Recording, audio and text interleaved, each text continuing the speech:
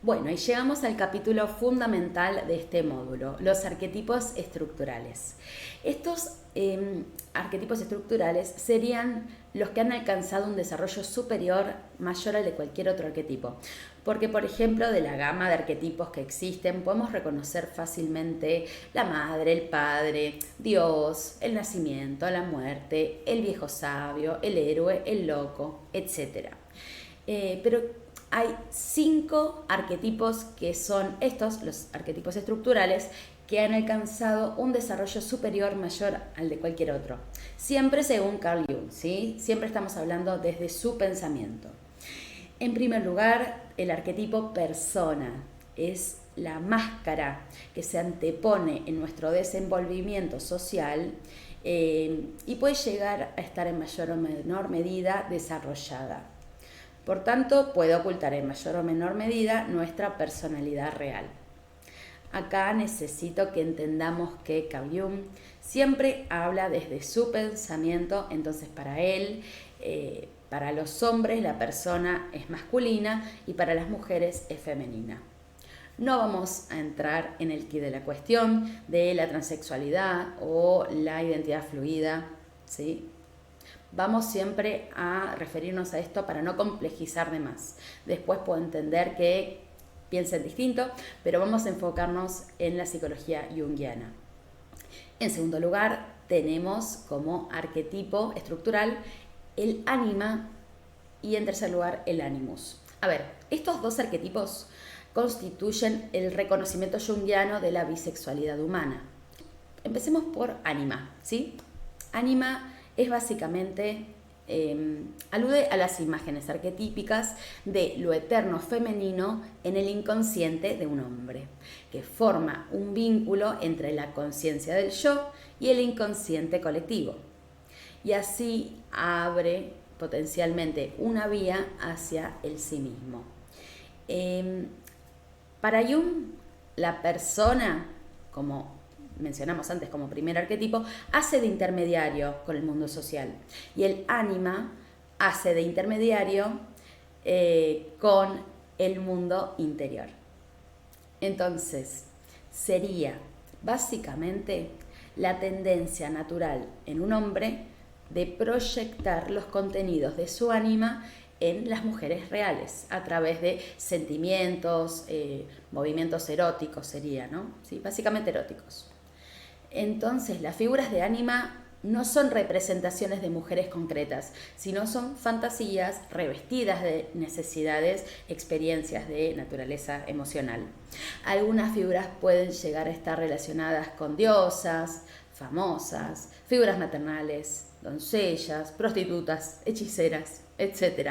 Siempre son figuras del ánima para un hombre.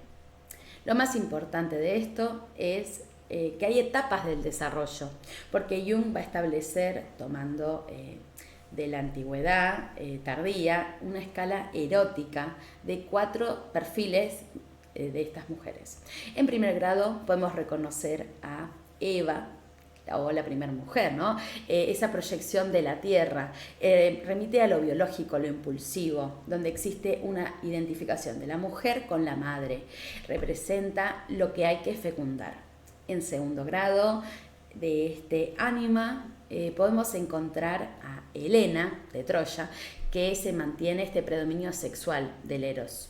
Se alcanza como un lado estético, romántico, que permite disponer de ciertos valores individuales.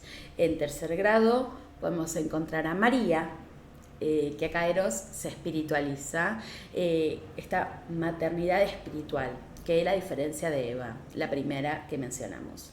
En último lugar, podemos encontrar a Sofía, la sapiencia, la sabiduría, que es como si se hubiera espiritualizado a Helena, o la manifestación del eros como tal. Sería eso eterno femenino.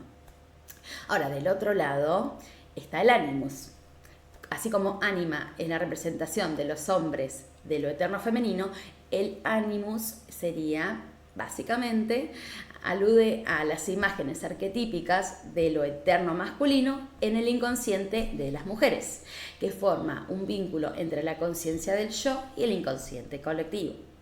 abriendo así potencialmente una vía hacia el sí mismo. En lugar de estar regido por el eros, como mencionábamos antes, en el ánima, este está regido por el logos, refleja esta conexión con el mundo de las ideas, ¿sí? Lo espiritual, en contraposición, como mencionamos recién, con el eros, que refleja esa naturaleza de lo relacional. Entonces, básicamente, acá las figuras del animus no son representaciones de hombres concretos, son fantasías revestidas de necesidades, experiencias de naturaleza emocional. Y puede relacionarse con figuras de hombres famosos, de vuelta, figuras religiosas, todo lo que puede llegar a surgir de ese inconsciente, de esa fantasía. Y podemos encontrar las etapas del desarrollo, en donde Jung dispone, obviamente, 4 etapas esenciales de este desarrollo. La primera etapa vendría a ser la representada por Hércules, esa personificación de lo físico, ese hombre musculoso, atleta. En segundo lugar podemos encontrar a Apolo, que básicamente tiene ese desarrollo intelectual, que tiene capacidad de pensar, actos premeditados, existe un deseo de independencia económico, profesional, etc. O sea, un desarrollo intelectual. En tercer lugar, podemos encontrar la figura del sacerdote o del profesor, que sería un ejemplo de quien introduce esa palabra. Y en cuarto lugar, a Hermes, sería la más elevada manifestación en donde este animus es como la encarnación del significado y constituye Hermes el mediador entre lo consciente y lo inconsciente. Luego seguimos con los arquetipos, vamos al cuarto arquetipo estructural, el arquetipo de la sombra, que sería básicamente, bien sabemos a qué refiere la sombra, ¿sí? Porque en el esquema junguiano no representa la totalidad del inconsciente, la sombra, sino que representa nuestros impulsos más primitivos, nuestra faceta instintiva animal, que va sumando en todo nuestro pasado evolutivo, pero también hace una instancia de que la sombra designa este aspecto inconsciente de la persona y de la personalidad, actitudes que el yo consciente no reconoce como propio. Y en este sentido la sombra es la parte inferior de la personalidad, la suma de todas las disposiciones psíquicas personales y colectivas que no son asumidas por la conciencia por su incompatibilidad con la personalidad que predomina en nuestra psique. Cuando estos impulsos emprenden el camino hacia la conciencia, el yo, de un modo muy similar a una serie de mecanismos como defensa, permite o bien la expresión o bien la represión de esta sombra. Entonces, bueno, acá se ve en una interrelación muy fuerte entre el inconsciente colectivo, el arquetipo, el yo consciente y el inconsciente personal.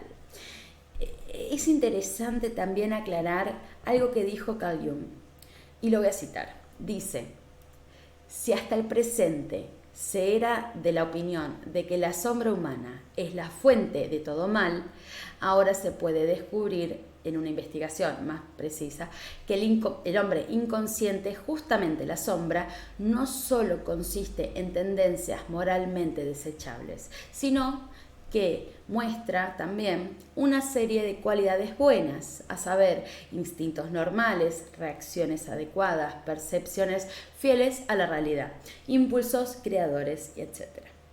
Bueno, y continuando, vamos por último al quinto arquetipo estructural, el sí mismo. Este arquetipo, que en inglés es el self, constituye el arquetipo por excelencia.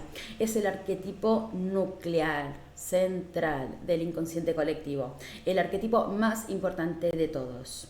Es denominado también el arquetipo de la jerarquía y representa la totalidad del ser humano y el fin último en el proceso de individuación. Podemos dar 2 definiciones acerca de este concepto. El sí mismo se puede identificar como, en primer lugar, la imagen arquetípica de la totalidad. Sería como ese poder transpersonal que confiere cierto sentido a la vida, como Cristo, Buda. Este símbolo de Cristo, por ejemplo, tiene una suma importancia para la psicología, porque junto con Buda puede llegar a ser ese símbolo más desarrollado y diferenciado del sí mismo. En segundo lugar, la definición teóricamente es el centro y totalidad de la psique, vivenciado como aquello que gobierna al individuo y hacia donde se dirige inconscientemente. Sería el principio de coherencia, de estructura y de organización que rige el equilibrio y la interacción con los contenidos psicológicos. Y bueno, para aclarar algo más, la representación clásica del sí mismo, por ejemplo, sería el mandala, el niño, el círculo. El sí mismo no es solo el centro, sino también sería, para que lo entendamos, el ámbito que encierra a la conciencia y a lo inconsciente. Es el centro de esa totalidad, como por ejemplo el yo es el centro de la conciencia. El yo mismo, el yo consciente, es lo que se antepone al sí mismo, ¿sí? Para entenderlo, ¿sí? Yo puedo entender que esto puede llegar a ser muy complejo, por eso siempre les digo lo que no entienden, lo vuelven a escuchar, me preguntan en los comentarios.